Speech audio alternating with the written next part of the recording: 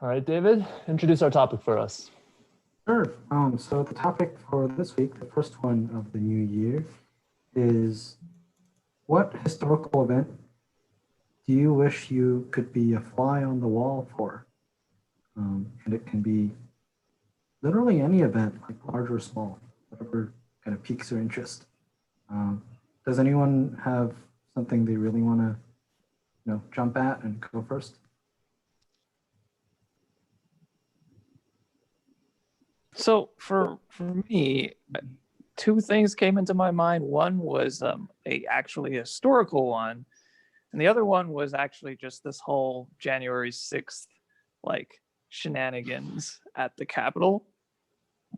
It just kind of like in my interest in the latter mainly comes from like a comment Casey made just a few days ago. Is kind of like, how he's joking that Trump is going to make the American history AP exam like twice as long just because the modern events, right?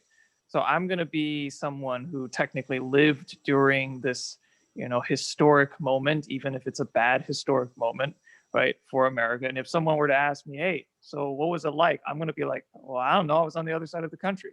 And, that kind of feels bad. So, it's just kind of like what really happened, because now I'm starting to see people say this and that about and disagreeing about what actually happened, and like it's just like it's just another aspect of the whole like media telling the truth or lack thereof, right? Like this is just another case of that. It's like I wish I could see it for myself rather than having to rely on hearsay.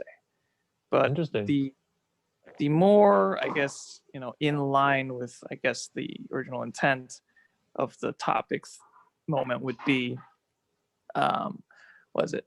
I would probably pick the Battle of the Red Cliffs. That's from the, Romance of the Three Kingdoms. Like I mentioned before, I really enjoyed the story, but the sources that scholars generally believe are more historically accurate make it seem like a much lamer conflict, where basically the two sides were at a standoff. One side got sick, like literally they got sick, and so they're like, we're calling it off, and then he just left, and that was the battle. So I wanted to go see, is it really actually that lame, or was it like actually an epic battle that is as described in the story that I enjoyed so That's what much. stood out to you, this really lame battle where one Well, side so the called in a reason rain why I want check. to see it is because I want to see, is it actually lame or was it actually epic? Because they're two very different accounts of what happened. Oh, But okay. why not just pick an epic battle and just be Yeah. there for it? No, it's epic. Well, because then I can already read about kind of like. So I feel like for both of these answers, it's all about, discovering the truth. It's Yeah. like you're sick of all this hearsay, right? And you want to see it like yourself. Yeah. That's kind of that is the common thread. I was thinking that myself, right? Just kind of like I want to know what actually happened. I don't want to just rely on other people's description. Yeah. Well, I think it'd be interesting to talk about this the riots then. I was going to say, like, I think something interesting about what happened last week is that, like over the course of the weekend and the past few days, we've gotten a much different or more detailed picture of what occurred at the Capitol, right?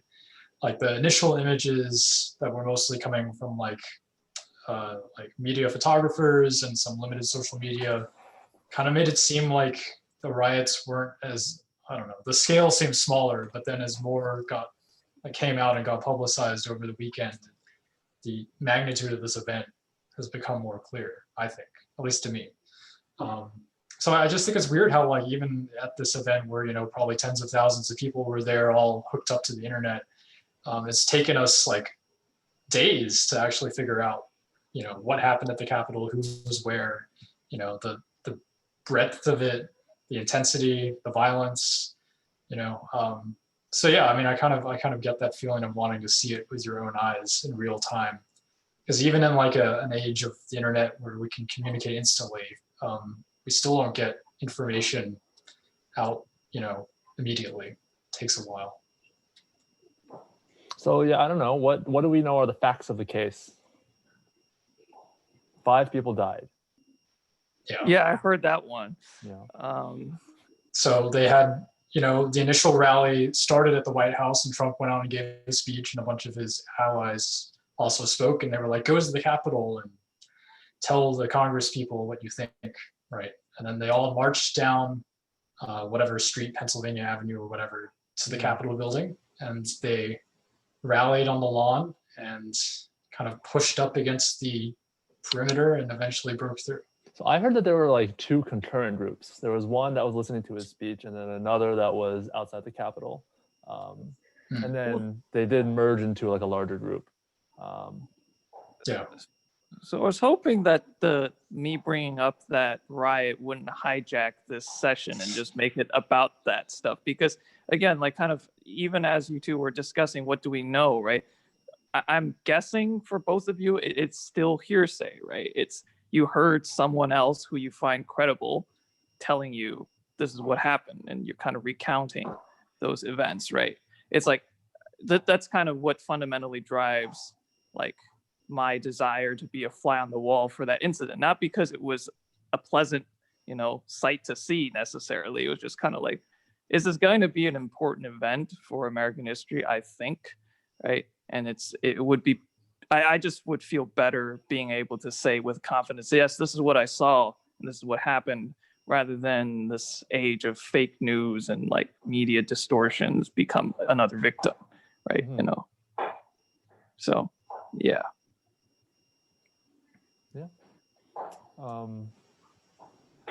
I wonder, I don't know. I mean, I guess honestly, I haven't really read too much about it. Like I've glanced at a few New York Times articles, but yeah, maybe so on another time we could talk about what we know to be the facts of the case. Yeah, I think, I don't know, like 5 people died. That's I feel like, I don't know, something we can agree on, but I don't know. I think, yeah, some of the details still aren't super clear to me. So yeah. Okay. When was this? So the cliffs of, what was it? The Battle of the Red Cliffs? Cliffs. Okay. Where was it? When was it? Well, it was supposed to have occurred on I think it's the Yangtze River. This is out in around the winter of 208. Yeah, I guess this was, in the story, this is supposed to be a very pivotal moment where it's kind of the last group of, you can call them insurgents or you can call them like, you can call them whatever you want, right? They're just 2 factions, right? And one side was clearly stronger coming from the north. And if the north side won, like he would have unified the entire country. And, that's a pretty big deal. Oh, wait, sorry. So the north side was the guys who got sick? Yes, they got sick because the south of China is a swamp. It's something that a lot of people don't appreciate, but most of southern China, from the perspective of a northerner, is a swamp. And like swamps are not nice places to northern people because they just can't deal with the situation. It's just miserable for them. Oh shit! So they got sick by like what, from bugs or the humidity? Bugs, the climate, the food, like they just couldn't like live there in a healthy manner. Like, yeah, it's just not trying to disparage the south of China. It's a nice place, but like if you're not from there and you're there in those like, they weren't technologically advanced back then, right? Like so, it was just very crappy living conditions for like a few weeks, few months, right? They just couldn't handle it, and they decided to leave. It's interesting. It's sort of the opposite of the whole like everybody who tries to invade Russia fails sort of thing. I mean, I don't know. It's like, it's like this nicer, warmer climate that they're struggling in. Whereas, people usually try to invade Russia and then they fail because it's too cold. Yeah, it's the same idea. It's just like you're not from those parts. It's very difficult to get used to the climate, and like it does bad things to the people there. All right. You got anything, Osmond, or should I go? Man, I mean, yeah. Okay, so an answer just popped up in my head, so I'll go ahead and give it then. But like, I've been struggling to think of a good answer. One person who, one interesting idea that I heard was Jesus's death, like his crucifixion. I think I didn't come up with this, so I'm not gonna say that this is my answer. But I think that I don't know. I thought that was pretty funny. Yeah. I don't know. Apparently, like said a lot of stuff at that time too. So I don't know. How confident are we that that actually happens? His crucifixion. Yeah.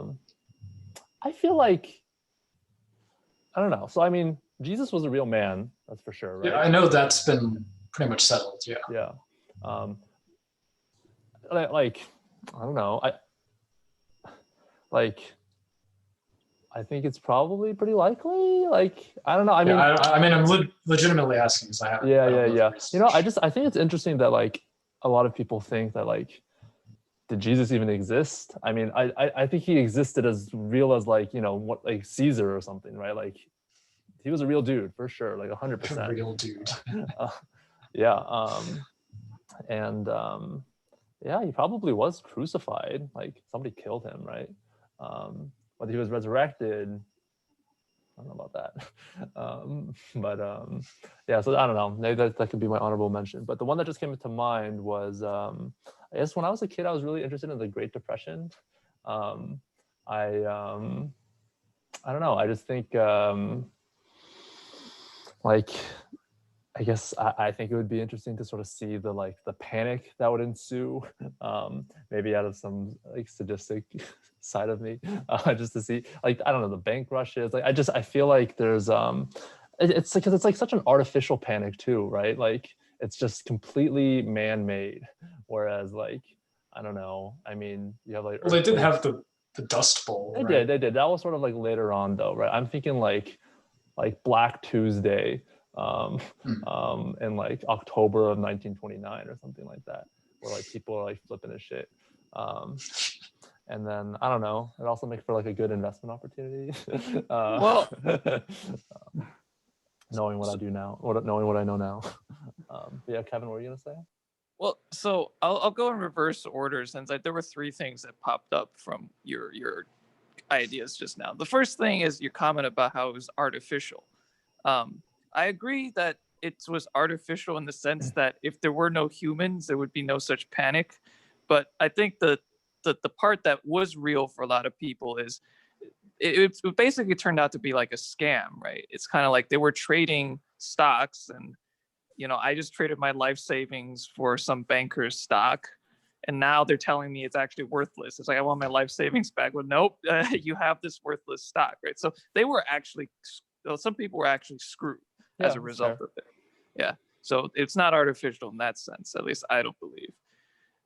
The other thing that came to my mind was, you know, when Justin asked, like, you know, are we even sure it happened, right? Like the crucifixion, right? I'm just like, I'm trying to imagine, right? Because like, you know, you were saying David's prompt was like fly on the wall, right? So if you like, so if we try to imagine a little bit more, like how would we get to be a fly on the wall? And so like, let's say you had like a lamp, you told the genie, I want to go see Jesus's crucifixion, right? If that event didn't happen, what would the genie do? Would the genie just tell you it didn't happen? Or like what or would you be transported to nothing? I was Because thinking about that. exist. I was like, it'll just give you like an error message, like a pop-up or something. Or just like you end up at a completely unrelated event that has somehow morphed into what we know as Jesus's crucifixion. Yeah, you just watched this random guy named Jesus just die of a heart attack or something. Yeah, that would be one possibility, right? Like where you would be kind of maybe disappointed at, oh, so this is what we now know as the momentous event of, right? Yeah. So did you have any, I guess that was that related to the Great Depression one, or just the like sort of the logistics of this question, huh? Well, no, just thought it was interesting that, because when I said the Battle of the Red Cliffs, no one doubted that such a thing happened in some way, shape, or form, and it would be unambiguous as to where exactly I wanted to be transported to and what I wanted to see, right? In the same way that when I said the riots, we all kind of unambiguously knew what I was talking about. And if you were a genie, you'd probably have a good idea of where to send me, right, in terms of time and space. This crucifixion thing was a case where Justin questions, like, does such a point actually exist? Is there a point in time space that is labeled Jesus' crucifixion in actuality? Or is it just some arbitrary point that we made up and said, yep, this is the point, right? I thought that was interesting. Mm-hmm. Yeah, I think maybe the religious aspect of it is it brings out a scrutiny in all of us. Yes, that's definitely it. Yeah, because I was sort of like suggesting it too when I was talking about like, yeah, Jesus was a real dude, and like, but like I feel like people sort of question that when it's like, but I feel like people only question it because he's got these other strings attached, right? Yeah, I don't know. My answer to you, Kevin, is that I think it's just because he is this supposed Lord and Savior of all of us, and so then I don't know, that causes a few people to have raised eyebrows. Yeah, I think it happened. It probably happened. Now, whether he turned wine into water or water into wine or whatever. I would like to see the original event that inspired this story. That story, like the water to wine thing. Just all of them, really. Yeah, he probably, like, I don't know, sequentially, and be like, where did all this stuff come from? Like the Virgin Mary, it was probably she like had some side hoe and then like she had to like hide it. Isn't there an argument that was like a mistranslation or something? She wasn't actually a virgin. Oh. Right. So then what actually happened? Right. I feel like, yeah, like regardless of, what actually happened, I feel like when you get back to that point in time in that part of the world, it's going to be like a culture shock, right? You'll see a bunch of like most brownish people who are very short, speaking an incomprehensible language. And I don't know, they'll just like conflict with all of your perceptions of Christianity. Oh, what the heck? And Jesus as the white dude with the long brown hair. Yeah. Wait, is nobody else white around there? I mean, they definitely didn't look like the anglicized Jesus that I feel like is popular in our culture, right? Oh, okay. I think, yeah, the historians have done like a reconstruction of what Jesus would have looked like. And he's like just some like kind of Middle Eastern looking guy with like this curly brown hair. Does not look like Jesus. Long America. brown locks. Yeah. Yeah. Okay. Interesting. Yeah. But like Jewish people are white. Right? Well, the ones in Israel aren't originally from there. Got it. Yeah.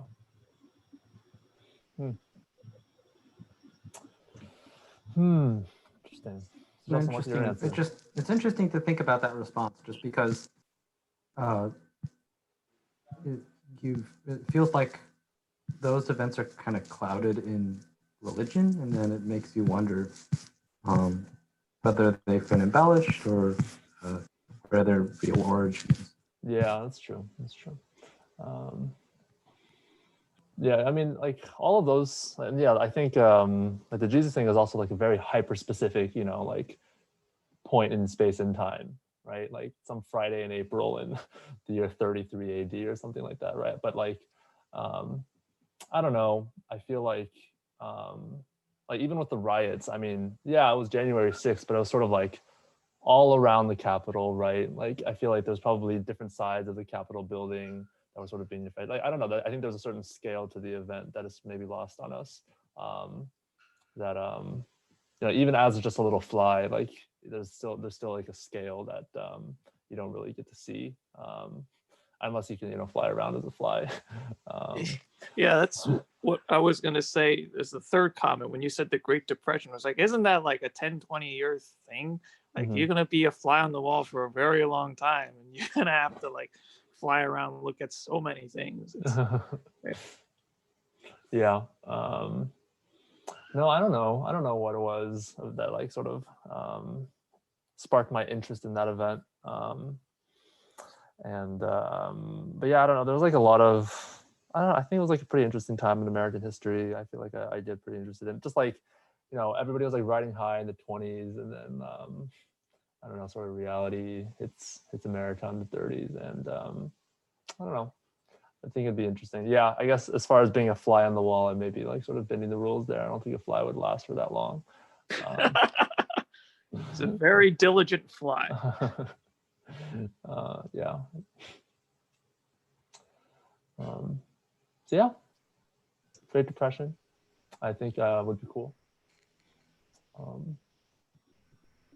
Also, I don't know, get to like live through the New Deal. I don't know, FDR was always my favorite president. So I don't know, get to be just sort of, being around during that time would be cool too. That's my answer.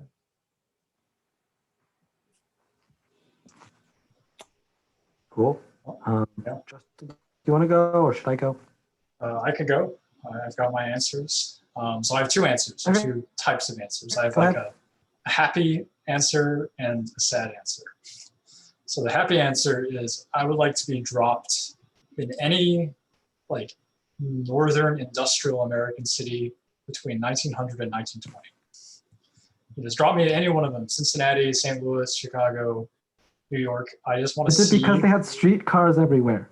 I mean, that's a part of it, but I just think, I really feel that like America had the world's greatest cities at the turn of the 20th century, right? They were like super dense, productive, yeah, probably really smoggy and polluted, but also like just so economically prosperous, right? You think of like Detroit before the, fall of Detroit back in its golden age when it was, one of the biggest cities in the country, and it was just teeming with like economic activity, and people were flocking there in droves, and the city wasn't abandoned, right? It was full of life, and it was built up and populated. I walk around St. Louis, and it's something I've thought about constantly ever since I moved here. It's got all these like grand old brick buildings and this street grid. 800,000 people used to live here. It used to be the fourth largest city in the country, rivaling Chicago, and it hosted the World's Fair in 1904. And a lot of the city's culture is kind of backwards looking, because obviously when you come from that storied, important past, and now you're like, oh, St. Louis, crime-ridden and poor in 2020. People obviously look back and glorify it, but I also think I don't know, I look at photos from that time, and I'm like, just to see what this country used to be like before, so many of our cities got destroyed by highways and racism. I think it would be fascinating. I want more than anything to just be able to go back in time and see what, the streets were like, and visit the train stations and see all the buildings, and I don't know, monuments that have been lost since then. So yeah, that's my kind of like starry-eyed answer. It's like, just drop me in any city, like in that 20 or 30-year period at the turn of the 20th century, and I think it would be incredible. Yeah, what do you think would be the main differences? Well, I mean, American cities used to be denser, right? So like a good example is like Cincinnati. The metro Cincinnati area has the same population it did in 1950, but it now takes up like 3 or 4 times the area, because everybody just moved from the center city to the suburbs, right?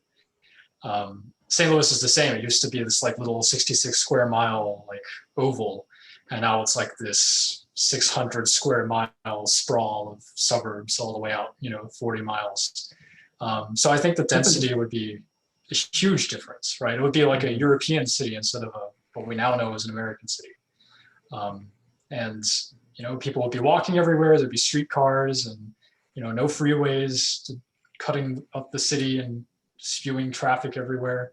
I think like the architecture will obviously be markedly different, but it would be like a pretty compact, walkable place. And I mean, the railroad was a huge factor in American cities up until the 50s. So St. Louis used to have the world's busiest train station, and now it's not even a train station anymore, right? So I'd like to see that, because that's pretty cool. It's this huge building that at its peak probably had like 30 different tracks coming into it, and served millions of passengers a year. But now, it's an amusement park. And I think it's depressing, right? And I'd like to see. It's literally like they've turned it into like a family like entertainment complex. with an Yeah, aquarium. I remember seeing it. That Yeah, was, yeah. I think like that kind of sucks. I want to see it as a train station what it was built for, right? And it was the world's biggest when it was built, which is crazy. Something that this conversation reminds me of is I was just reading on the New York Times, this like architectural critic had written a piece about the Moynihan Train Hall. Yeah, heard a lot about it. Yes, for those of you guys who don't know, it's there was a huge post office built across the street from the old Penn Station in New York City, and the old Penn Station was something that was glorious to see when it was at its peak. And back then, they would build huge post offices across the street next to train stations because post offices were the center of American life back then. And they also had this philosophy of just building really grand public buildings because it would show off the power of the federal government. So they've actually turned that that former post office into an annex to the new Penn Station. Now the new Penn Station is, it's sad and depressing, but the new train hall is something that kind of seeks to rekindle that glory that they had back in the 20s and 30s with train stations. And I saw pictures of it, and it does remind me of some train stations that I've been to in Europe. So I agree with Justin. It would be amazing to see a city back in the 20s with streetcars and really bustling streets, and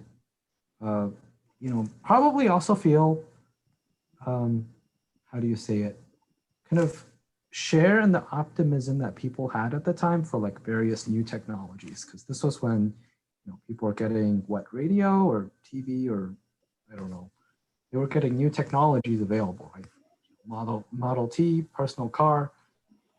So an interesting time in history. I think the World's Fairs that used to be pretty commonplace in like cities around the world are a good example of that sort of optimism. Like the point of a World's Fair was that one globally important city, which at the time the cities like Chicago and St. Louis, they both hosted the World's Fair, I think within 10 years of each other around the turn of the century.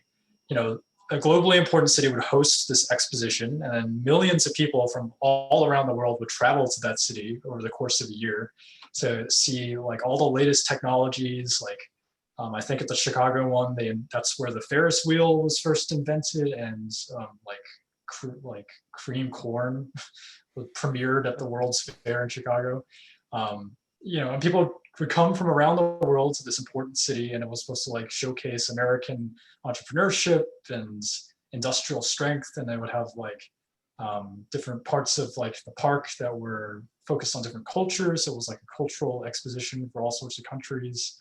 I think that really reflects like the attitude of the time, which was all about like these big public displays of like prosperity and progress that we just don't have much anymore unless you go to Epcot, I guess. But is the World Expo in any way related to the World's Fair? I mean, that's the descendant. It's the continuation of that program, I guess you could call it. But it's definitely not as important as it used to be. Like the St. Louis World's Fair is like probably the high point in St. Louis's history. Like it's, there are like references to it all over the city and in the history, and the restaurants. There are like donut shops named after it.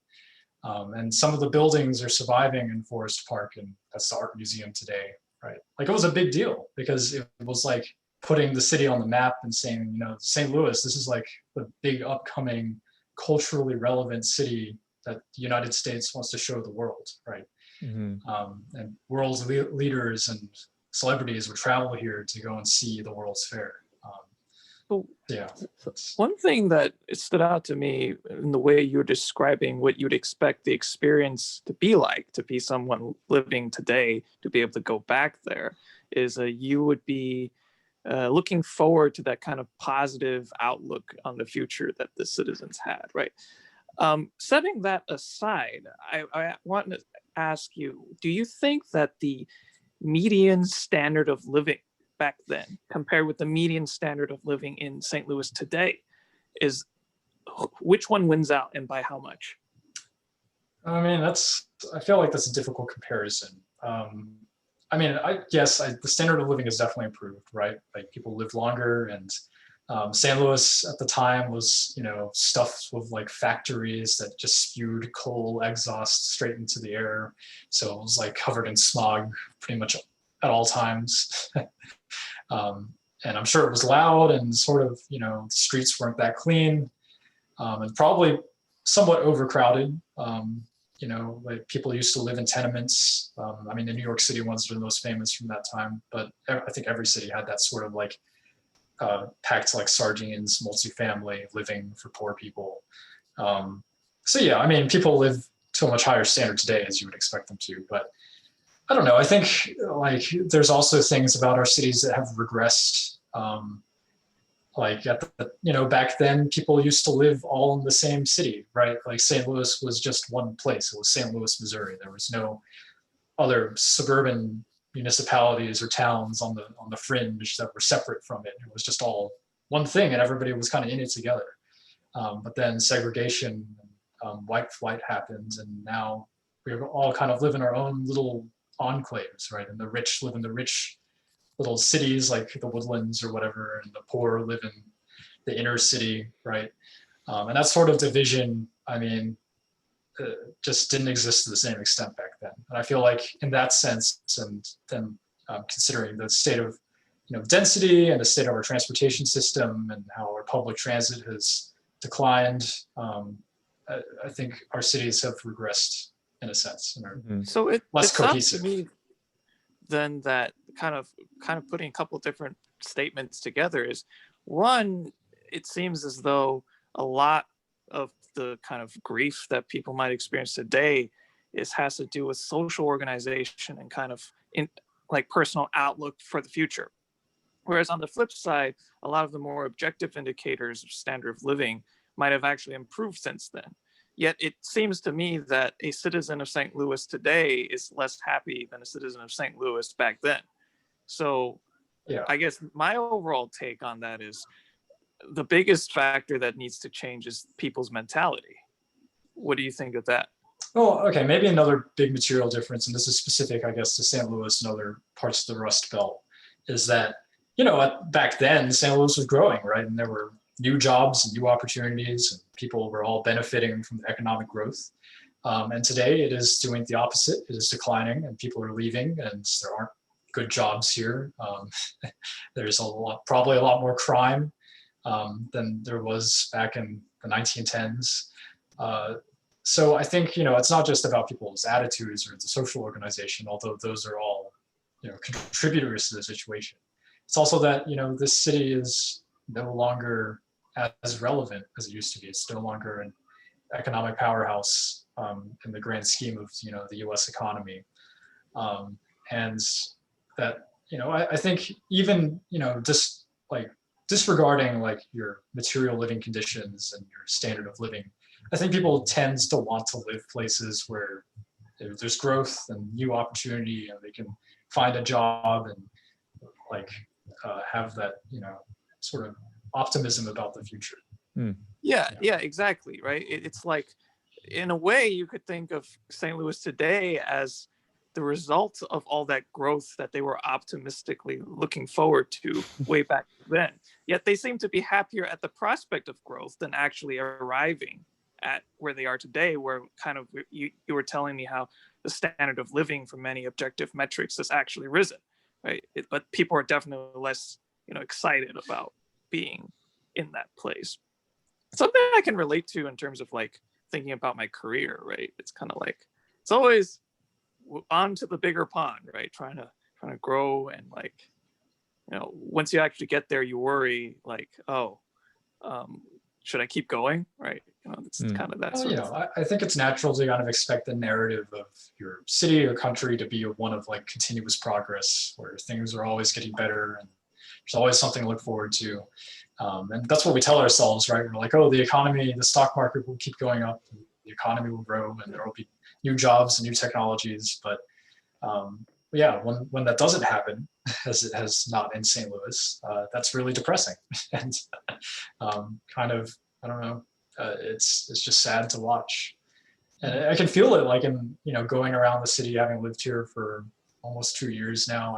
You can sense that there's some sort of like despair or like just like complacentness with like the economic situation here, that people just kind of given up on the city to an extent. It's just, there's so many issues and they're so difficult to fix that I feel like it affects the entire mood of the city just living here. All right, so I had one comment about this, but I do want to make it quick since I know you have another moment that you wanted to talk about. Sorry. No. But my comment was sort of related to Kevin's comment he made about like the World Expo. The most recent World Expo that I've heard about was the one in Shanghai. And I guess this optimism that you're talking about in like the early 1900s is an optimism that I see in modern day like Asian cities, right? In like, I don't know, Hong Kong, Shanghai, Seoul. Like, I just feel like, these cities are sort of like brimming with this optimism for the future. And, you mentioned these like displays of grandeur and like prosperity. I feel like you sort of see those in these cities where they build these skyscrapers and, they're like, I feel like, I don't know, a lot of these cities are trying to show off how wealthy they are. So I'm saying, I mean, instead of just being a fly on the wall in the past, maybe you could visit one of these cities and experience this optimism. Yeah, That's a great point. You'll see some real that's true. infrastructure. Yeah, right. I mean, we think about like the high-speed rail systems and all of the. So that's the place brand to new be, is what I'm buildings. trying to say. I mean, yeah, no, that's a great point. And I feel like at any time in history, there's always been some part of the world that's going through that, right? But obviously, like I live in St. Louis, so I have a connection, kind of an investment in wanting to see how it used to be. And I don't speak another language besides English. Yeah. Home is where the heart is, right? So yes, exactly. So I guess I'll make it brief. My second, more depressing one was going to be generally disasters. Like I find disasters fascinating, both natural and man-made, which sounds kind of, Osmond, you kind of reminded me of like when you said it was like a sadistic sort of feeling. I don't know. It's just like I hear you, like I think of things like 9/11 or the 2004 tsunami in Southeast Asia, or that Malaysia Airlines flight that went missing. Also the recent flight that went missing. The recent one too. Yeah. Well, 370. I mean, they just don't know, right? And that like bugs me because I'm like, how do you lose a plane? Like, it's just that would ridiculous. be a good one. That would be one that you'd actually like learn. Like, that's something nobody find knows out a about. secret, Right? Yeah. But I mean, even just to see like something of these disasters of such great magnitude happen. Like, I feel like reality is stranger than fiction. I really do believe that statement. And just to see it would be more awe-inspiring and horrific, of course, but more like, whoa, than any movie you could ever see, right? Just crazy. Oh, okay. So is there one in particular? That's hard. I feel like 9/11, because it's like, it's just had the greatest impact on our culture. Yeah. And there's so many videos of it, right? And I feel like none of them capture the magnitude of that event. It's like, imagine like walking around like an American city on just a random day in the fall, and then suddenly a plane hits the biggest building that you can see, right? Like I just can't imagine it. Did this dude pick an event we have video of? Well, that's what I'm saying though. No. This is a part of a two-part answer, Alan. There was a much more nuanced discussion that you you missed it. So it's okay. You missed my optimistic part. This is the depressing part. Well, what was the? Give me a quick run. The optimistic part was that I want to visit like an American city at the beginning of the 20th century to see like what they were before they became shitty, like St. Louis. Yeah. Galveston. If you want to run through everybody, Galveston would be good. I said Great Depression. That was like, I don't know. It was No, It was you like- said Jesus' crucifixion. That was an honorable mention that I said. Wait, honorable mention. That was my answer. Okay, then go ahead. Yeah, go ahead. Jesus' crucifixion. Talk about it. We already talked Oh wait, about no. it. What did Kevin say? Oh, sure. Kevin. I said two things as well. I said the riots on the 6th and the Battle of the Red Cliffs. I'm gonna need a refresher on the Battle of the Red Cliff. Oh, that's Chinese? Yeah, yeah. Yeah. It's Was- it- How involved? what? I'm just throwing out names here. What happened? Oh, I mean, it was a major turning point for that period. If the North won there, that would have been they would have been able to reunify the country for the first time after it split. But the North didn't win, so it meant like 60 more years of turmoil for the citizens of the country. It's actually very interesting. I just want to get this point out there. Don't want to spend too much time though. It's the popularization of this period of history usually paints the winners in the South as the heroes. It's just that if you think about it objectively, had the North won, the people could have just gone back to farming and like had peaceful lives. But because the South won, they kept fighting for the next 60 years. So like, who knows how many more people died because of the so-called heroes winning. I just thought that was an interesting point. But yeah, that's my other event. All right. So yeah, that was everybody who shared so far. But then yeah, Alan, you want to talk about the Jesus crucifixion? Well, yeah. Sorry, that was actually my knee-jerk answer. I haven't given this a ton of thought. That'd probably be still my answer, though. I'll think if any. Why don't you give us some more thought and we can hear an answer from David? Yeah. Okay, I'll go pretty quick. I also have two answers. One would be, the recent one would be the dissolution of the Soviet Union. I've long had a fascination with the USSR as well as Yugoslavia, but in particular with USSR and the way they chose to, consciously build their government systems and their entire country, right? Its society and its culture and its science and its economy from the ground up. And I'd love to be a fly on the wall in, in the halls of power, where the Communist Party of the Soviet Union was at the time pretty divided over what to do, whether to increase the pace of reform or to kind of double down and send troops in, whatever. And this is, I've read a lot about this event, and it's pretty well documented in terms of the historical record. There's news and there's video, and they've interviewed a lot of the participants of the failed coup, but it would be nice to just see it and to feel the energy. And in this sense, it's not the positive energy of like, a 1920s American city. It's the energy of a city in a country that's on edge because it doesn't know what's going to happen tomorrow. So this is something I've always wanted to see. And I would have given this answer before January 6th as well. David, when you first started talking about the USSR, at least to me, it sounded like it was coming from a place of admiration, like how they like built up the country and the economy and this like sort of system of government. Is that accurate? Would you admire? It's not necessarily admiration, but just interest, right?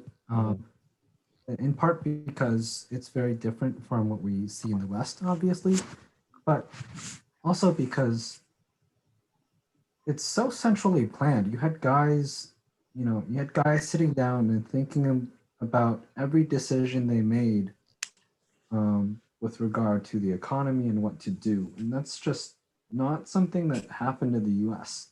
You had the free market doing the thinking as opposed to the government sitting down and making all the decisions. So, that kind of central planning is pretty interesting to me. And I've actually done quite some reading on this from the perspective of just what it meant for their economy, as well as how human nature kind of ties into all of it. So, yeah, I just find the Soviet Union to be an interesting experiment in, idealism mixed with a lot of stubbornness. Yeah, I agree with you. I think a Soviet Union would be super interesting, especially like the atmosphere of fear. Like everyone felt all the way the people right next to. Can you imagine that? Every layer of your population, except including Stalin, everyone's scared, right? Like it's perpetual fear. Like imagine what that still does to a country, right? Okay, I got a brief detour. My parents actually visited East Germany in 1989. They were able to visit, and they were able to visit without a visa because they were still Chinese citizens. So, fellow comrade, we'll let you in. And they said it was creepy. They said it was creepy. The country was falling apart at the time. There were no people on the streets. You'd go to the store, and there's no bread on the shelves. There's no food. The streetcars are being run by the military because, everybody else is not working or they're just gone. And there's an atmosphere of fear. Can you imagine leaving China in 1989? You go somewhere else and you're like, wow, this is fucked up. That's next level fucked up. Well, I mean, to be fair, China in 1989, It's still a little better. it was a little bit better. It wasn't 1970. Yeah, it wasn't 1960s either. So yeah. Goodness. Yeah, I mean, Square, right? yeah, and I mean, the 1989 thing they about- had like Deng Xiaoping, right? So they're becoming a little bit more liberal. People are like going to college. I think it was a little bit more optimistic. I think the outlook. What was Tiananmen Square again? I well, think until halfway through 1989. Sure. Yeah, that's what I thought. Fair enough. like they literally rolled over protesters until they were human paste and then blasted them into the It's horrifying. Ugh, horrifying. Fine. And But even that, that's a good fly on the wall answer. Ooh, wow. That too. Yeah, that is a good fly on the wall answer. It really. Mhm. yeah, now that we think about it, I don't really want to give answers that might traumatize me. So like Tiananmen Square, traumatized. Anything to do with the World Wars, the Holocaust, traumatized. Like crucifixion, probably also traumatized. Like reading about how crucifixion victims died is absolutely brutal.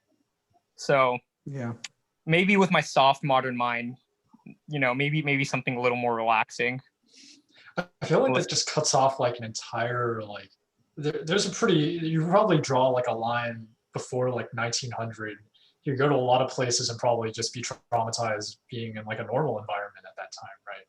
Like if you went to visit one of like the British colonies in the early United States, those people were living like shit.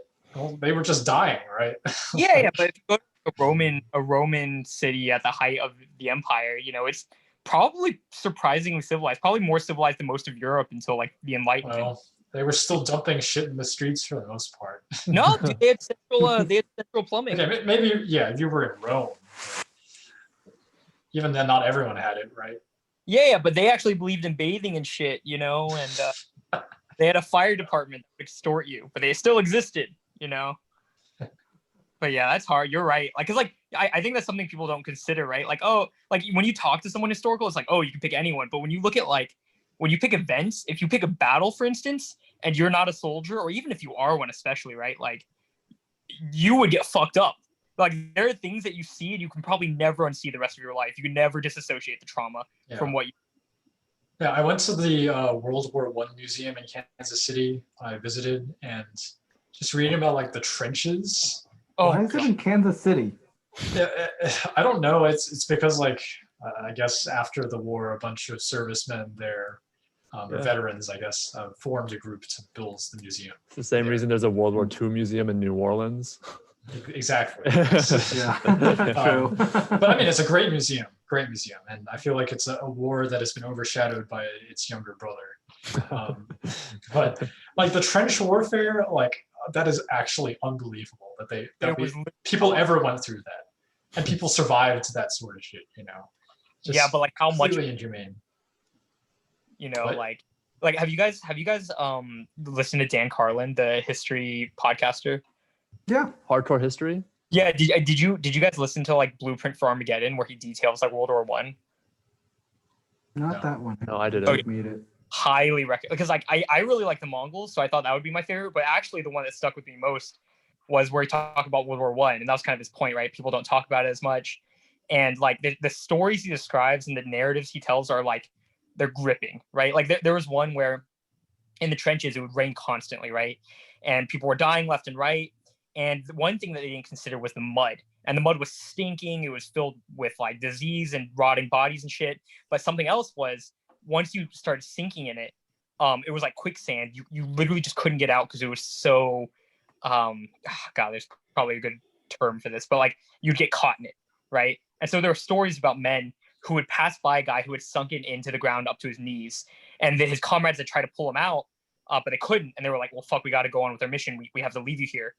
And so after they were done with their mission, they'd come back like a week or two later. The guy hadn't had any food to eat. He had only survived by rainfall coming on him. And he was up to his neck in the mud. Same dude, right? Like, and he had gone insane, right? And that's just regular shit. Like people were like, if you got stuck in the mud, you were dead, and you were dead horribly so, you know?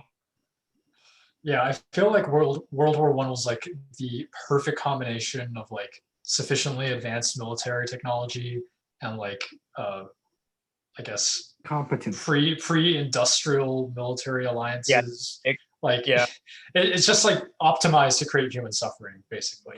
Yeah, they had Right. cavalry charges at artillery station, you know? Like just blew them to bits. Yeah.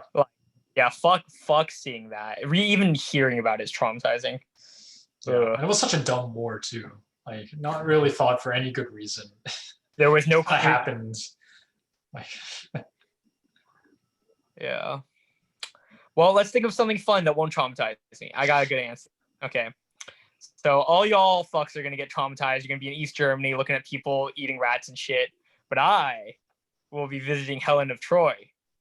You know? So Troy is apparently a real city. I feel like I remind myself of this every few years because I always think that's fake.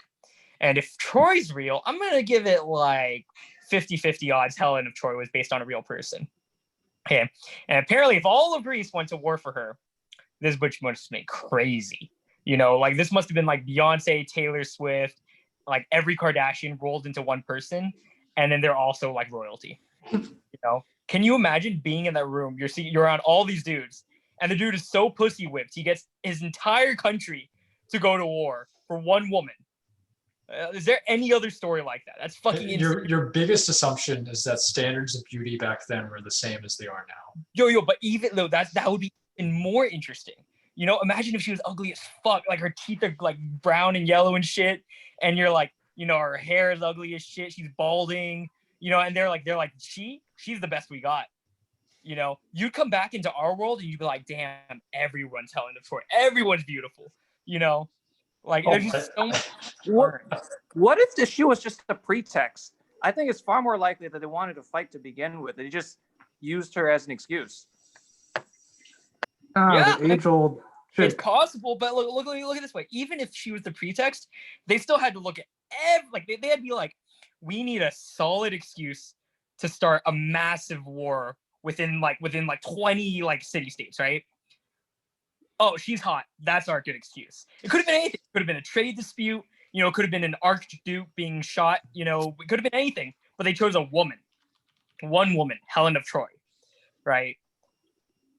It's just mind-boggling, right? Like, regardless of like what the case was, if she was real, something had to be crazy about her, right? Now, adding on to that, I think another entertaining thing would be seeing how Cleopatra of Egypt fucked around with like her lovers and how she like did her. I feel like that would be some real Game of Thrones shit. You know, she was in it with like Julius Caesar, with like Mark Antony, right? And like just seeing how she like, because like she actually, people have reported that she was super seductive, but she was like ugly. Like apparently she was not a looker, right? But she managed to like always get in these like relationships with like the most powerful men in Roman politics, you know? Like she was truly like a Kardashian, but like mixed with Machiavelli, you know? So you want to find and see the sexiest woman of history. Absolutely, because that would probably not traumatize me. Okay. You know, just how fascinating would that be? You've literally like these women who like people like will compare that like in poetry and shit. You know, they're in our popular consciousness. They're like, oh, when you think of a historical woman, a hot historical woman, Helen of Troy, Cleopatra. And you're like, I've seen both of them. They ain't hot shit, you know? No big deal. Gal Gadot's hotter. Whatever. You know, like, or alternatively, you're like, oh, you know, they were literally goddesses on earth. I totally get the hype now. Either way, it answers a lot of questions. Okay. I also want to see how jacked Goliath was.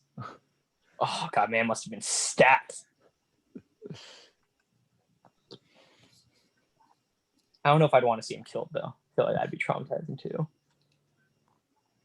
Oh yeah, nothing on modern day athletes. LeBron James.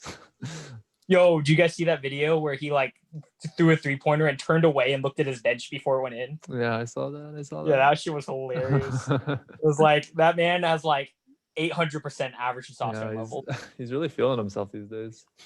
Yeah, bro, you ripped that straight off a Reddit comment. Don't even play. No, I didn't. What? Yeah, you did. That's literally like the third comment on the thread. Maybe it was subconscious. Bro, my ass.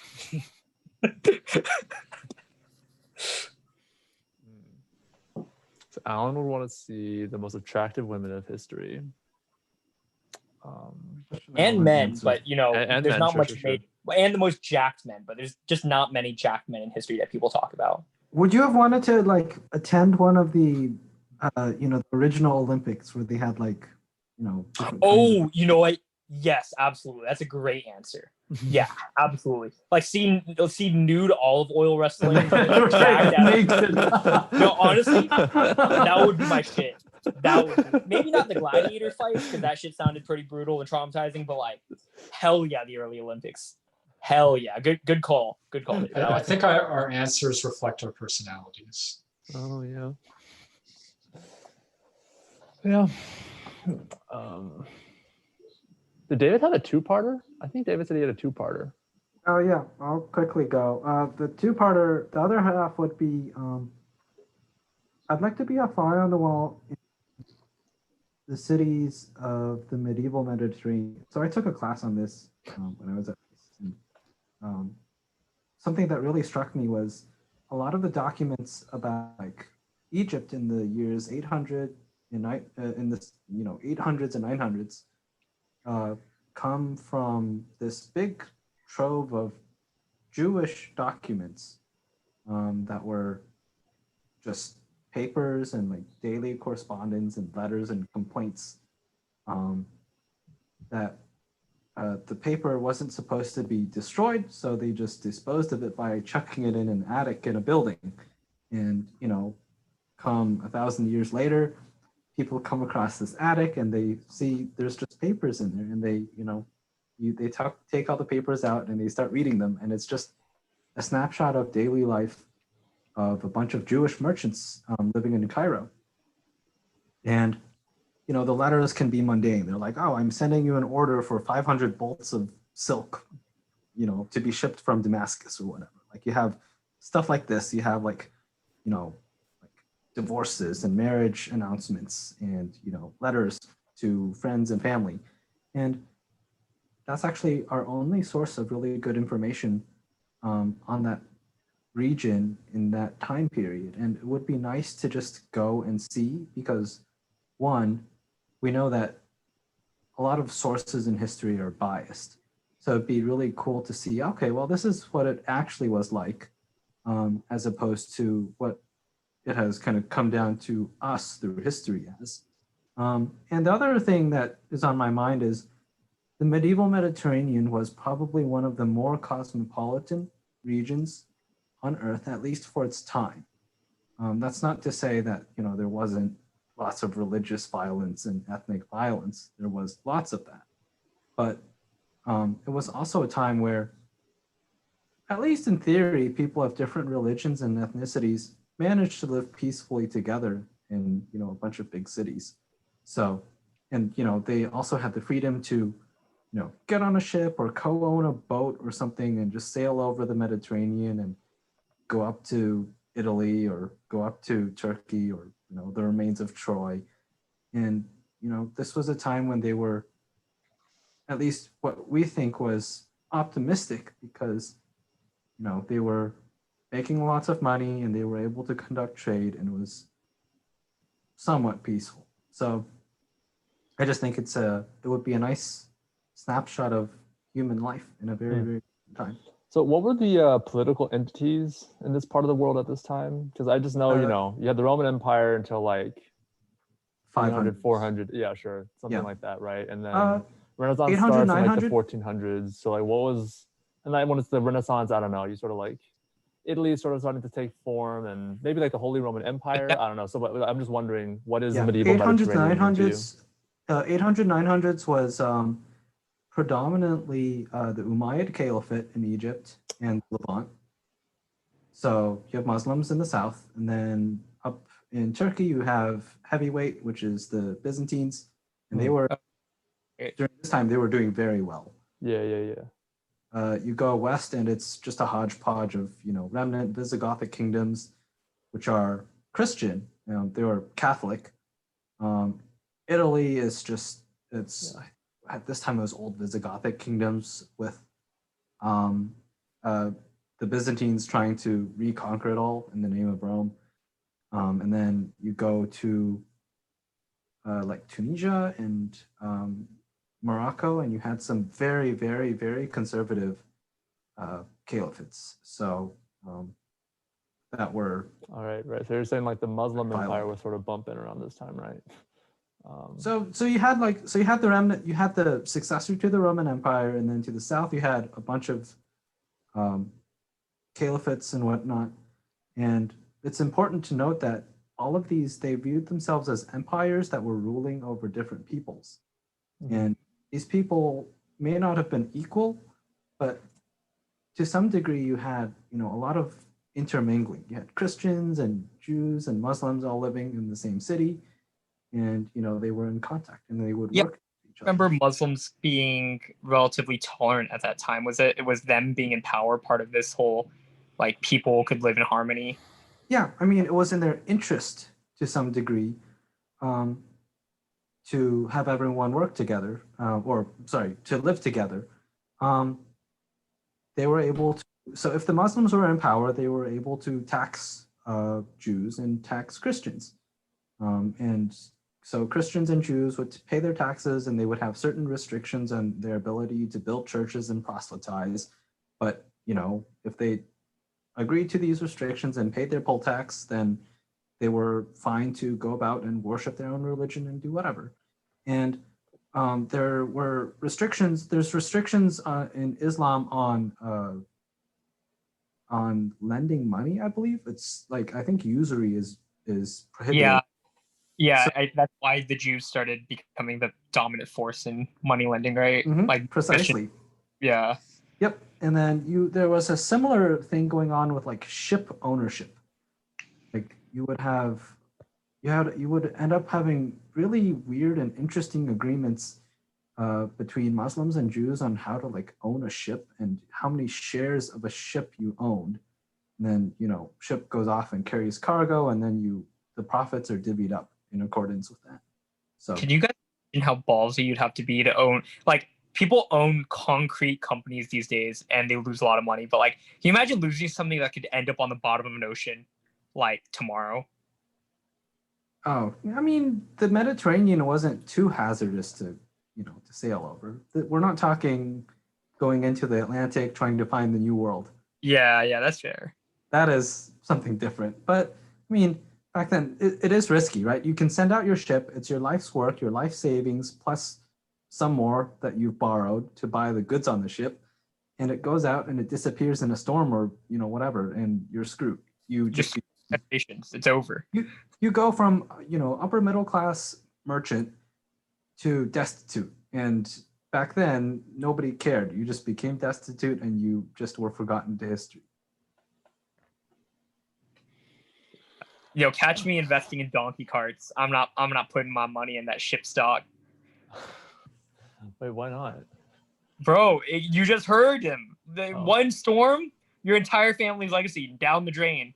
All right, look, donkey carts, that's the way to go. Okay, sometimes it's cheaper, it's less risky. They aren't going to drown in a storm. Sometimes donkeys get sick, but not really. They're reliable animals, Like it's a little less lucrative. They can't carry as much, but hey, it's less risky. You know, that's where I'd be at. Low So, risk, low reward. Exactly. Donkey cart investment all the way.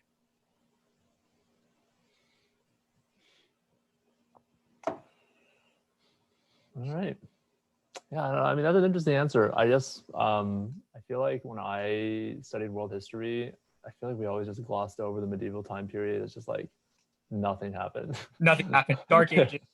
So you had Rome, you have the Renaissance. In between, we don't really Dark talk about Ages was people were stupid, they were hungry, it. Random. somehow they suddenly became smart. Yeah. I think there's one place in that part of the world that I would want to be in at that time. Probably the only tolerable place was Venice, right? It's Yeah. like the Singapore of medieval Mediterranean Europe, and the rest Don't of it was forget probably Genoa. pretty shitty. Wait, Mhm. Sure, wait, yeah, that too. people still didn't wash there, did they? No, What? Like people in Western Europe just did not believe in washing, right? no. I mean, their concept of health and hygiene revolved around the humors, right? So they didn't know that washing would Oh actually yeah. help. They're just like, oh, just like, blood Just to let bloodlet a the little bit and we'll be whatever okay. hot humor or whatever. They had there were four, I think. The yellow bile. The Black. yellow bile and the black. Yeah. Yeah. Do you guys imagine? You guys know how like you can smell kind of like sour and dank after like one afternoon of like activity? Like imagine years of activity just caked up there. Right, You like, reach an imagine- equilibrium, right? What? You reach an equilibrium. I think it A wears steady out. state equilibrium. After accumulating all that filth over years, like even if you're not producing it much anymore, you still have like imagine you're producing 10% what we produce today, but they're living years without washing. And Oh, I'm there sure was- they had a bath Isn't, like isn't that just what like homeless once a people smell year. like? no, see, I Or, don't like, think you so. know, the metro. There are options for homeless people to get clean. Yeah, but I Like- mean, they do smell like some of them, right? Yeah, Well, yeah. It's not an I feel like unfamiliar if smell. if And the maybe you've entire smelled it world if the entire world smells, because everyone smells, and there's open sewage, there's an open sewer running down the middle of your street outside, I think your nose would just be kind of just turned off to those smells. Oh because- yeah, for sure. If we were born there, right? But I'm saying if you lifted us, modern people as we are now, and put us there, we might just like throw up the moment we got there. I mean, Oh, they also sure. had. That's one reason they had a trade in spices too, right? Because one, spices were the ultimate status symbol because you could afford something from literally the other side of the world, and it smells awesome. So when they come into your house, it smells great. And for really rich people, they had these like masks or whatever where you would put on the mask, but you would stuff in a bunch of spices. And you would just walk around and smell that instead of smelling the world around you. Yeah, that actually makes a lot of sense. That's pretty Yeah, lit. it was a status item back then. I heard another interesting status item I read about recently was this dude in America was like, he looked at a bunch of ice in this really nice lake. He was like, I could sell this shit. So he packed it in sawdust and he brought it to India and he sold it to Indian royalty. He sold ice. You imagine the balls on this dude. He was like, this should hold. And these people who live in like a freaking humid, hot ass environment, they're like, oh my god, it's ice rock. They fucking pay all this money for it, and then boom, it's gone in an afternoon. Yeah, I feel like that's another good fly on the wall answer is like to go to like some sort of one of the places that was colonized, right? like in the Mesoamerica? 1600s or 1700s. I'm thinking more like going to like modern day Indonesia when the Dutch arrived.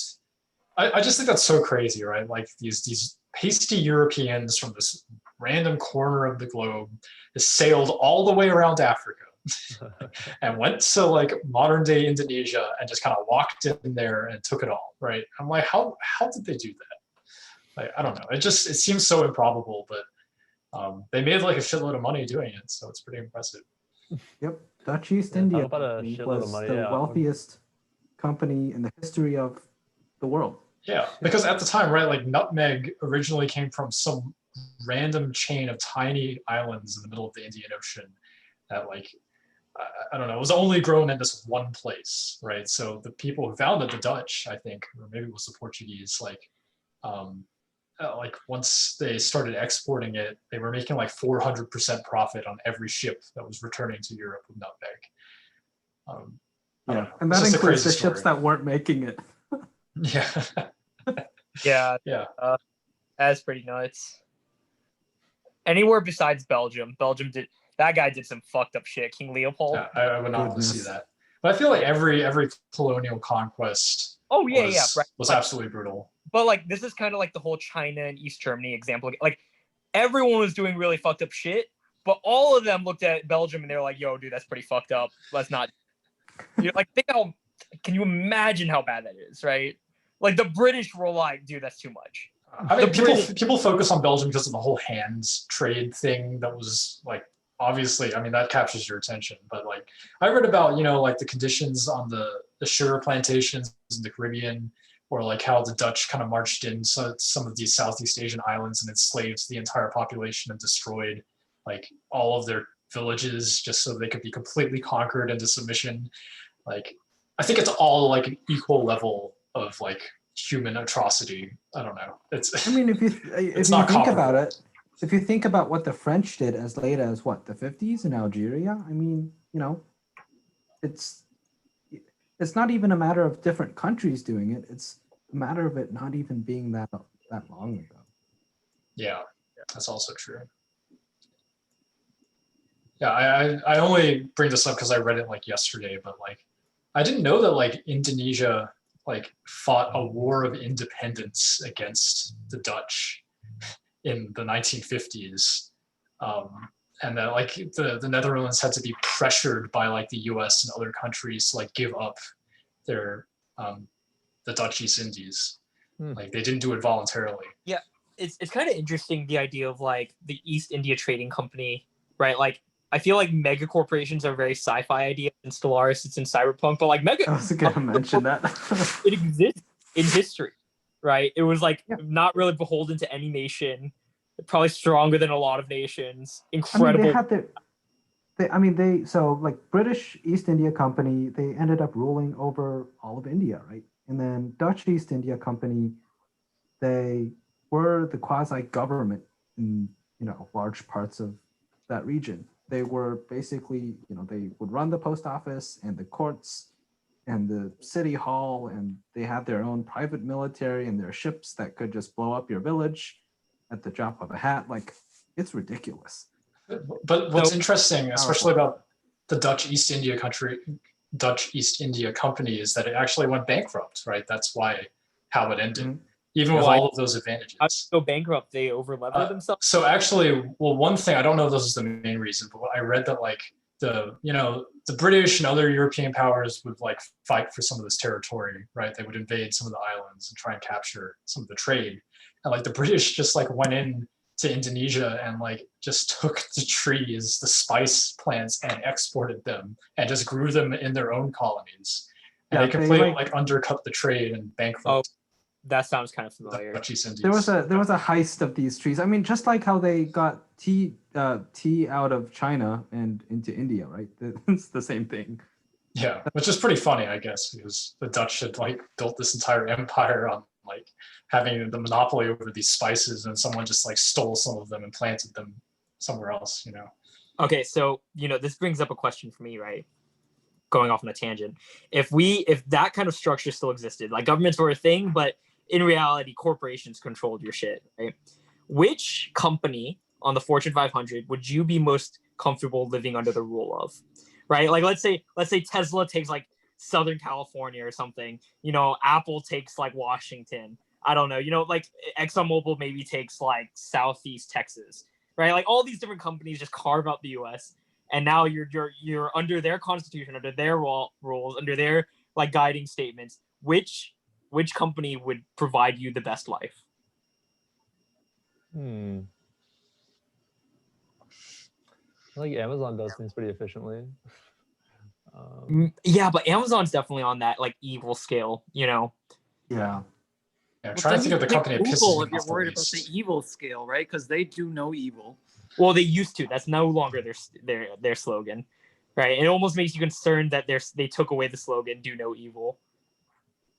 Whose slogan was that? Google's in the I think.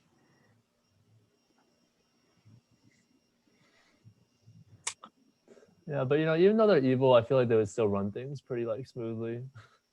People would get their packages. Like the mail in that country, in that part, like in that part of the world, would be fire, dude. Like, But you would be a warehouse slave Yeah. delivering Yeah. that mail. That's what I was gonna say. Like, there is no unemployment. There is only extra warehouse jobs. There's only surge employment They give you just enough money to buy things from, Amazon. from Amazon. It's the company town, the company store, and the Exactly. company town. yeah. Exactly. Yeah, and then it's like, yeah, dude, Amazon part of Amazonia would be terrifying. So actually, that's a good point, right? So you got to pick a company that doesn't have like a stake in making you an employee. So Facebook, right? They will collect all your data, and it'll be like a social credit system, like in China. But you'll be Yeah. relatively free, Total. right? You'll be able to go out and Facebook like. total Big Brother though, right? Like Yeah. Facebook doesn't rule everything, and you almost already have no privacy. Imagine if they did rule everything. There would be cameras in your room. There would be targeted ads on your bedroom wall. 100%. This is definitely at least one Black Mirror episode. Is. Yo, But yeah, I Okay. mean, what's the downside to having Tesla? Like, Elon Musk is an egomaniac. yeah, Yes. for sure. He's crazy. He's like closest comic equivalent, Doctor Doom. Genius, absolute maniac. Okay, but I think it's like they always show Doctor Doom's country that he runs. It's run pretty fucking smoothly. Super long lifespans, great education. It's super authoritarian, but like everyone is living pretty well. So you really think Musk is going to be the benevolent dictator? No. So I'm thinking like if we look at like how each company tends to function, What right? about Valve? Valve? Is Valve big enough to be considered as a mega corporation potential? I don't know. I thought that they just didn't really have much of a hierarchy, right? They were just kind of, free for all. It's more of their structure that interests me. Yeah, like a very flat structure. Yeah. So it'd be like living in a direct democracy with no leader. Damn. They should take Portland. I'm sure they Oh, love God. that. Yeah, but Tesla, dude, everything would be running on like pure electricity, pure solar energy. Everything would be. I just feel like there'd be like a lot of ambitious government projects that just wouldn't happen. I was about to say that. Musk hasn't delivered on a lot of the Wait, so you're promises he's talking made. about the Soviet Union? Yeah, but has it not? It's now like he's now the richest man on earth. It's like value. Yeah, it's a bunch of stock bullshit speculation. No. It's not. I mean, I think a lot of it's speculation, right? But people are betting on their future earnings, right? Yeah, but they could be wrong. That's what they want you to believe, But so that Justin, you buy like, their you said- stock, and then they run Great Depression on you, and your stock's worthless. We've been through this before, guys. Okay. So Tesla would be a Soviet Union pump and dump scheme. Okay. That's what I'm. So you can't live in a fast food, any kind of fast food or food run one, because everyone would be obese. They would not give a fuck about public welfare or health. You mean Right. like right now? Yeah, kind of like right now. I don't know. I think a Starbucks country would be pretty enjoyable. So you'd just be Good shipped off to Wi-Fi. a coffee plantation. Dude, Starbucks. If Starbucks ran the government, they would pretend only the middle and upper middle class existed, and that no one else existed. Actually, Yeah, I so feel what's like the difference from Starbucks. today? No, Starbucks would actually look a lot like the Dutch East India Company. You'd have like a ton of Yeah. farms half the world over, and then you're selling stuff to consumers on this end of the world. As long as I'm the Dutch, that's fine. Yo, that's fucked up, bro. I'm so happy Yeah. with my Amazon answer. What about like General Electric? Oh, I like No. General. Like a low-key, company that at least So spend all day building washing I machines. feel like they're like the St. Yeah. Louis of companies. They Yeah. Like sure, General Electric in like the 1900s, like right? yeah, no, I feel like no major, 2020, like come on, we can do better than no that. major, What'd you say? no major controversy, relatively innovative. Well, they're kind of But like, dying. Yeah, they're dying. They're not. yeah, well, doing they're well. not. They're dying like IBM was dying, not like Sears is dying. Or like what about like what's the predecessor to AT&T? The Bell? Bell Labs. Southwestern Bell. Yeah. Oh, Southwest- Bell no, Labs. even before Southwestern Bell, Bell itself. Oh yeah, that would be cool, right? Like, it would be a society run by technocrats. Yeah. Oh, by technocrats. Okay, yeah, I'm digging that for sure. I think one that would be interesting is one of those like Japanese or South Korean conglomerates that do like everything. Oh, so- what? Like Sony. yeah, like Sony, right? Actually, like, yeah, just Sony live running in the Korea right now. Or Samsung, actually. I'm thinking, yeah, I could happily live in Korea, so it's probably not going to be Like that I think different. Samsung is like 10% of the South Korean economy. Like, jeez. Yeah, the organization, because they do so many different things, they're just wildly like divergent. You know, everything from like processors to like CDs and music Samsung has a- publishing and Samsung has a pharma division now. They make drugs. yeah, like Freedom what? That's wild. That would be a well-run, efficient economy, right? Efficient country. That's Yeah, what- that's South Korea. Except I don't know is South Korean work culture like Japanese work culture? Yes. Oh, well then maybe not. But Hey, what is Yeah, that work but I- culture? Did they work really hard? Yeah, they yeah, were. they're They, like- yeah. I'd almost argue that American work culture is closer to that than European work culture. Europeans are lazy as fuck. Yo, bro. Yo, I don't appreciate that that kind of talk, bro. It's 2021. Dude, IKEA country? Oh my god. Oh, you know what? Oh God, That's- yes. We have You're just chilling. No, can you You're guys chilling imagine? you're chilling on substandard furniture, but it's Yo, could you imagine No, doing your no. taxes? Like the instruction booklet is just like. No, guys, like listen. You have a public inconvenience. Okay, you go to sleep. You wake up. There's a highway in front of you. Right? A fully built, pre-assembled highway that they put together overnight. That's how IKEA's country would look. It would be insane. I actually really like that answer. Are they a Fortune that's a great 500 answer. company? No, they're overseas. No, Oh, wait, that's Fortune 500 is all U.S. companies, huh? This reminds me of like some tweet I saw that was like if Chick-fil-A were in charge of the vaccine distribution, it would be done by now. Oh yeah, I saw that too. Like, maybe they would be a good country. Fastest remember- drive-throughs. dude, one of the first times I ever ordered from Chick-fil-A, my friend, like, I always got like drive-through where my friends would order for me, right? So we went in and we like went up to the register and they're like, watch this.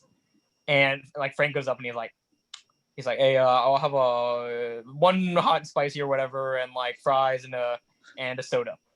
He says that. He's like, can I get your name? Frank. He says Frank. And as he's pulling out his card, we hear Frank, and the guy has his order on a fucking tray. Like less than a minute later. It was insane. To this day, I still don't know how they did that. God. Oh, mind-boggling. Yeah. They probably but, have optimized it to where they know that you're gonna pay for it, so they start the order before you've even actually like process your payment. Yeah, they make like what 3 things, so they just pull it off the rack, right? They're just making those 3 things constantly. Wait, isn't that how McDonald's has always done it? Like, I thought all fast foods ran on Yeah, that No, system. I mean McDonald's they tried to really diversify their menu, right? They had their like healthy wraps and whatnot, and then that flopped because nobody goes to McDonald's for that. They go there for their burgers and fries. So, but I mean, McDonald's has been always interested in having a bigger menu, which is slowing down their restaurants. Yeah, like I feel like the dominant characteristic though of a Chick-fil-A run country is no gay marriage. Yeah. like no like the LGBTQ music they rights. play. Like The music they play is just playing over loudspeakers outside. yeah, It would be an autocracy for sure. yeah. So, But it'll be a smiling No, no, autocracy. Theocracy. yeah, so And I'd veto the Chick-fil-A government. Yeah. Well, in that Yeah. case, let's go In-N-Out or Costco. In-N-Out, Costco would be a good. Oh, government. Costco. Costco. Costco. They treat Costco. their employees ethically and well. Their employee. Oh no, fuck both of those. Trader Joe's. If Trader Joe's could manage a country and make all of us as happy as each of their employees are, like there would be no more war. Just imagine that. You would never be able to find a parking spot. I went- Parking I is went to- terrible in this country. Oh my god. I went to Trader Joe's last weekend. I went to the parking lot. It was so full, and the line outside was so long that I drove home. Well, they do it intentionally, right? It's to cut down on costs. Yeah. Hmm. Yep. They have Yeah, small stores. and That's small also because lots. everyone wants to go to Trader Joe's. Like Trader Yeah. Joe's is the shit. It's affordable. You know, they treat their employees well. Everyone's happy. They treat you well. They're ethical. You know, they're diverse. You know, yeah, damn. I can't think of a downside for Trader. I guess it's not Fortune 500, but damn, I mean, Trader Joe's. one thing that I've sort of had a gripe about with Trader Joe's recently is that like there's really not much variety. Like they're pretty small, right? And so like I don't know. I feel like anything that I found those like tortilla snacks, right? Those roll tortilla snacks I was telling you about, Alan, that like come in that hot pink bag. I got those But- too. Yeah. Yeah, but then like I don't know, I've met a bunch of people who start eating that, or like who have like were already eating that, and so it just like it doesn't feel that unique, you know? Like Well, Oh, bro, so- you're not so you unique. want- Let's just be real. None of us are I that know, but I unique. just feel like in a Trader Joe's run world, it would really like sort of emphasize that, where like everybody's eating the same snacks, eating the same Trader Joe's snacks, because they really don't have that much variety, in my opinion. But you know, I mean, Well, they actually, don't I have would much argue the variety, but opposite. what They they have do so- is good. Yeah, no, they have a lot of variety, but it's seasonal, right? It switches out. So that's part of the big Okay. feature of their store. They're always moving product in and out, right? So there would always be different trends in Trader Joe land. You know, Mm. everyone's always trying to get in, so it's impossible to get a visa. You know, And your newspaper would be their newsletter. Oh yeah, you know Trader Joe's is originally from Pasadena. Super so I'm wordy, and living it in the doesn't say very capital. much. you live in Trader Joe capital. I So live I'm in already Trader so Joe's jealous. capital, dude. The first you Trader don't. Joe's It's is just in down the Monrovia. street. Dang. It's in Monrovia? Yeah, they're not in Pasadena. No, the first one was in Pasadena. So maybe I don't know, their corporate headquarters is somewhere else. But Dude, I remember having an argument with Amy about Trader Joe's at one point, and she was like, "Yeah, I don't like Trader Joe's," and I was like, "Why?" And she was like, "Well, they brand themselves like they're a Whole Foods expensive kind of place, so they're inaccessible to poor people." And I was like, "Yeah, but they're actually really cheap. They're like cheaper than HEB in a lot of ways. You should go check it out." She was like, "Yeah, but they're too nice, and because they're too nice, it makes poor people think that they can't go there."